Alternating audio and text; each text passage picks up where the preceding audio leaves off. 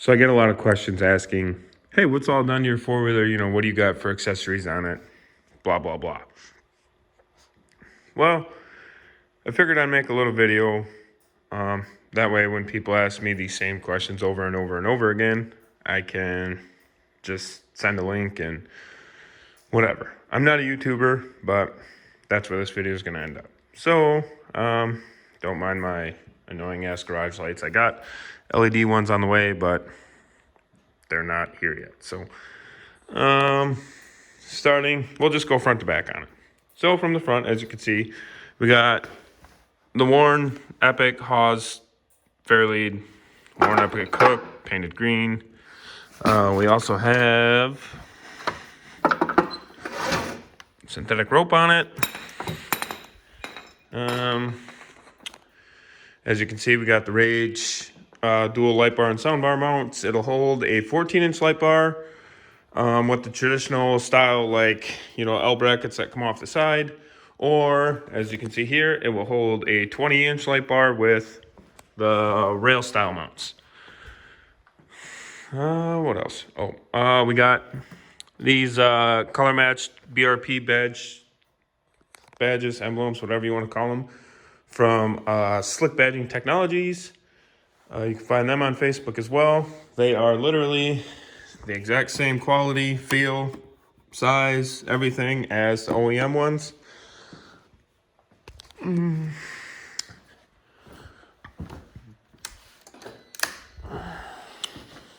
We got the Beamtech high and low beams in it.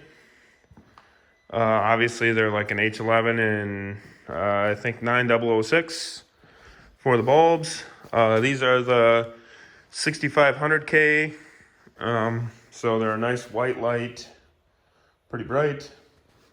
I have a video somewhere of them off and then going through the low beams, high beams, and flipping on the light bar, which I can do here too. Just like that. So for the price, no, obviously not as bright as RJWC neutrino lights, but they are literally 10 times cheaper and do actually a pretty good job. All right, moving to the side. As you can see, I got the XMR. They call this a sponsor decal. It's from a 2017 triple black XMR, but seeing how it's black and gray, four-wheeler's got some black on it, some gray on it. It actually looks pretty good on there. We got full wrap aluminum handguards, which did not come on the 2020 models. They came on 2019s and now the 2021s. But if you want them on a 2020, you're going to have to spend the extra $120 for them. We got the Can-Am factory air intake snorkel, which that's all I wanted. It only raises the air intake. Yes, I understand that. However, it's pretty easy to drain water out of the belt box. And if your belt gets wet, it's probably going to stop you from moving and going any deeper. So on an XMR, obviously, you all know clutch exhaust, clutch intake, and out here is where the air intake used to be. So my theory on it is that if water's going to get over there in the clutch exhaust, it obviously would have been in the air intake as well. So you gain, 7-8 inches of space on your air intake. Your belt's going to get wet, stop you from moving. More than likely stop you from going any deeper and taking water into the air intake. I do not use this thing as a boat, so that fits my needs perfectly. Obviously, Warrior Risers, Triangle ATV kits make very good snorkel kits. However, not for my application. So, moving here. Obviously got the Yeti sticker. That's good for an extra 20 horsepower. We have the BRP heated grips, work great. I use this thing for plowing in the wintertime, so no regrets there. Light bar switch. Speaking of which, shut the headlights off. Shut those off. Sorry. So got the BRP mud strap on it. Actually comes in pretty handy if you're in some deep shit and you gotta, get your body weight to one side of the machine. You can just grab a hold of that and pull over with your body weight. got my little switch panel here. Obviously, this switch here is factory. Lightbar switch for the lighted whips, which aren't on right now, but obviously switch is still there. Yep, heated grips, heated throttle, you know, all that happy good stuff. Once again, you know, same thing on this side, the sponsor decal from a 2017 black XMR. Couple little Can-Am stickers there, one there. Just came with various accessories I bought for this thing. Another Slick Badging Technologies little BRP badge there on that little toolbox. Here's where the lighted whips go. I have the wiring for them coiled up under the seat because they're not on right now, but they go right there. They're just some 4-foot LED whips. You know, everybody's seen them. No need to get into details on that. Also have the BRP mud guards there, and the Yoshi pipe. Give you guys a little sound clip. Obviously, it's gonna sound like shit because it's in a garage.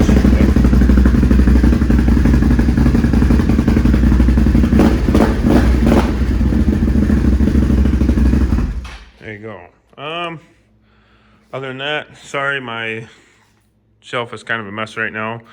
Doing a little bit of reorganizing in the garage, and got a new air compressor and whatnot, so there's a lot of stuff missing from the garage right now that's got to get put back in. But anyways, there's a Can-Am Pro Mount plow. I have a video on my channel about hooking that up and detaching it and stuff like that, so that's usually not there. It's usually over by the air compressor. Got some extra tires for the four-wheeler. Now, I know a lot of people say the ITP Cryptid tires suck. To a point, I will agree. However, if you're like me and, you know, you do some trail riding, some mud riding, don't use your machine as a fucking submarine. Pardon my French. But, another Slick Badging Technologies BRP badge right there. As I was saying, if you're not like me and you don't use your four-wheeler as a submarine, the ITP tires will do just fine, okay? Like I said, a lot of people say they suck. I disagree. For me and a lot of the average riders out there, they actually do a pretty good job. I mean, just like any mud tire, they have the same, pretty close to industry standard tread design for mud tires. It's basically just a deep lug V pattern, you know. However, there's obviously tires out there like Assassinators, Juggernauts, Moto Havocs, you know, nearly the same tread pattern with a lot deeper lugs. Obviously, those tires are going to perform much better than these. But for most people, these tires will do just fine. I have the extra back seat for this. Show how easy that is to put on. Little cargo box, you know, just kind of. Sorry, like I said, I'm not a YouTuber or a videographer. I just get a lot of questions about this thing, so figured I would share some information about it. So the back seat is easy enough to put on with one hand, as I'm doing here.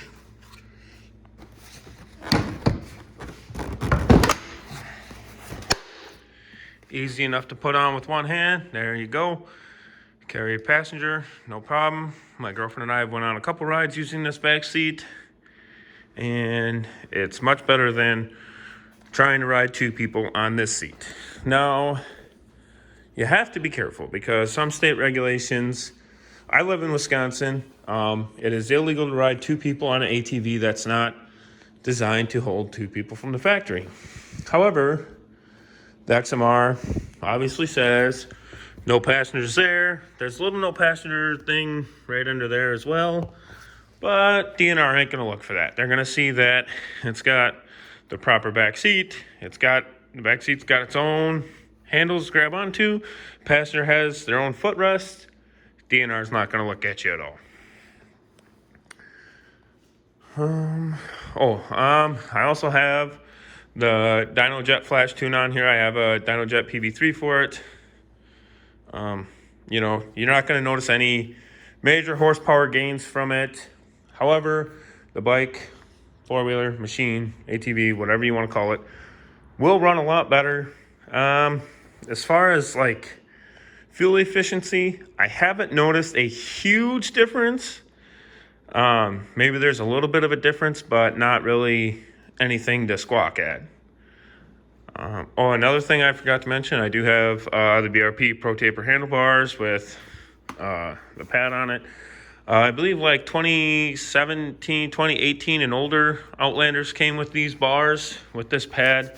On the 2020s and 2021s, you just get some 7/8 bars with like a little rubber thing that goes there. I just wasn't a fan of that, so I swapped out to the BRP ProTaper bars. Obviously, aftermarket companies make, Heat Demon makes great heated grips. Plenty of companies make, great bars for these things. I just prefer to use as many factory accessories as possible because in my experience, they tend to fit better, look better. As you can see, you can't tell that this four-wheeler didn't come with those bars or the heated grips or, even the air intake snorkel for that matter. That looks like a factory piece. The only thing that's blatantly obvious that's not factory is obviously the Rage bracket. I imagine if Can-Am made something like this, instead of saying Rage right here, it would just have the BRP logo. If they offered something, I would have bought it. But as far as that, it's obviously 2020 XMR 1000. I got like 1,055 miles on it. Oh, kill switch. Yeah, I got 1,055.1 miles on it. PV3, top speed at 81 miles an hour is the fastest I've ever had it. Really not much more to say about it. I got no complaints. When I first bought it, some of you guys seeing this have already seen the video I have on here about the clutch noises. Finally, that's all sorted out. Before, there was a fairly loud squeaking noise coming out of here. And that's the clutch intake. It was obviously a clutch issue. I took it to the dealer, had them look at it. I went back to the dealer about 4 times, I would say, for that same clutch issue. Finally, I took it to a good dealer, local to me, Vitesniks Power Sports in DeForest. And they rebuilt the primary clutch, rebuilt the secondary clutch, threw a new belt on it. And I haven't had any issues with it since. I took it to the dealer I bought it from, took it to another dealer, somewhat local to me. I'm fortunate enough to have 4 Can-Am dealers within an hour of me. So, but overall, I'm happy with it. I don't really have any complaints. I didn't notice it getting hot in this area. A lot of people say this area gets really hot before you get it reflashed. I didn't notice that issue with mine. However, I put the Yoshi pipe on it before it had 5 miles on it. And I never noticed it getting hot there. A lot of people said, hey, you got to get it reflashed even with the Yoshi pipe. Can-Am, the dealership will tell you straight out, with the Yoshi pipe, it doesn't need a reflash. I drove this thing for 900 miles with the Yoshi pipe on it before I bought the PV3. Never had an issue, no backfiring issue. It always ran at 205 degrees, which, as far as I can tell, is basically what they all run at before they get reflashed. Didn't have any backfiring issues or anything like that. Now, looking at it, you might say, well, you obviously don't ride it like most people ride. Well, yes and no. I don't use it as a submarine, but I do ride this thing pretty hard. However, when I get home after riding, either that day or the day after, the whole thing gets taken apart. The wheels come off, the floorboards come off, the side plastics come off, the seat comes off, the cluster and snorkel riser come off, and it gets a good wash. I use a foam cannon, my pressure washer, and hand scrubber on it. And then once it's all dried, obviously SC1 on all the black plastics. The floorboard kind of looks dingy now, but I haven't done anything with it all winter. And like I said, I use it to plow my driveway and kind of ride around here because I can ride on the roads here. Other than that though, haven't had any problems with the factory worn winch, which is a fairly common issue. Anybody that rides a Can-Am knows that the factory worn winches suck. On my 2015, I had the winch replaced under warranty.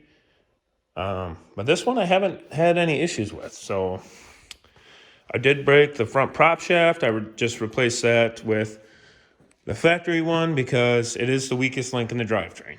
So I would rather that front prop shaft break than the through shaft through the engine. Obviously, we all know if you break that, you got to split the cases. It's not fun. So there's a little wrap up on this. I'm going to try to find, I'm going to put some effort in so we don't have to ask a million questions, but I will put links in the description of this video for the headlights I got, the light bar I got, and basically every accessory on here. The hand guards, the handlebars, the heated grips, the snorkel, the hook, the synthetic rope, the headlights, the mud guards, Yoshi pipe. I'll even throw a link in the description for a PV3. So, speaking of which, if you're going to get one of them, hit up Les over at High Tech Power Sports. Great guy to deal with. If you're a snowflake, don't bother with him. He don't deal with bullshit, and that's one of the main reasons why I'll forever be a customer of his, because I don't like to deal with bullshit either. So, like I said, I'm not a YouTuber, but somehow I've managed to ramble on for 17 minutes about this hunk of junk here in front of you. So that's that. I am gonna end the video here, and I will have links in the description for everything I mentioned.